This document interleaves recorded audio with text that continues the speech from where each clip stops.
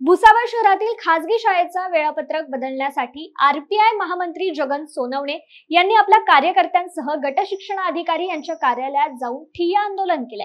आंदोलन करण्यापूर्वी शहरातील महात्मा गांधी यांच्या पुतळ्याला पुष्पहार घालून त्यांनी आपला मोर्चा थेट गट शिक्षणाधिकारी यांच्या कार्यालयाकडे वळवत ठिय्या आंदोलन केले।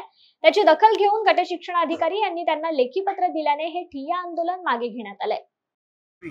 कारण की या भुसावळ संपूर्ण तालुक्यामध्ये 12,000 विद्यार्थी आहेत आणि 12,000 विद्यार्थ्यांशी जीवनाशी खेळण्याचा प्रकार आहे। सकाळची जर शिफ्ट असली तर सकाळी विद्यार्थी लवकर जर उठला तर त्यांना चांगला ऑक्सिजन मिळतो, शुद्ध वायू मिळतो आणि त्यांचे आरोग्य जे आहे ते सुधारतं आणि ते दीर्घायुष्य होतात आणि मोठमोठे अधिकारी देखील होतात। सकाळची वेळ चांगली असते आणि म्हणून या अन्यायाच्या विरुद्ध आम्ही आक्रोश मोर्चा आणून माननीय गट शिक्षणाधिकारी यांच्या दालनामध्ये आम्ही तिथे ठिय्या आंदोलन केलं आणि ठिय्या आंदोलन केल्यानंतर आम्ही सांगितलं जोपर्यंत आम्हाला लेखी तुम्ही देत नाही तोपर्यंत आम्ही इथून उठणार नाही आणि म्हणून या ठिकाणी आम्हाला आमचा हा विजय या ठिकाणी झालेला आहे। त्यांनी आम्हाला या ठिकाणी हे पत्र दिलेलं आहे शिक्षणाधिकाऱ्यांनी आणि पत्र दिल्यानंतर त्याच्यामध्ये त्यांनी उल्लेख केलेला आहे। परंतु या ठिकाणी जे आहे की 12,000 विद्यार्थी आहेत भुसावळ विधानसभा मतदारसंघामध्ये आणि आमचे लाडके आमदार संजय सावकारे यांना 12,000 विद्यार्थ्यांची, त्यांच्या पालकांची आणि या ठिकाणी वाहनधारकांची अजिबात चिंता नाही आहे। म्हणून या ठिकाणी आमदार संजय सावकारे हे झोपलेले आहेत म्हणून त्यांच्या देखील या ठिकाणी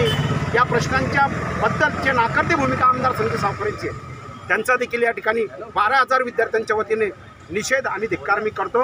विधानसभा निवडणुकीमध्ये आम्ही त्यांना धडा शिकवल्याशिवाय राहणार नाही। धन्यवाद। जय संविधान, जय तिरंगा।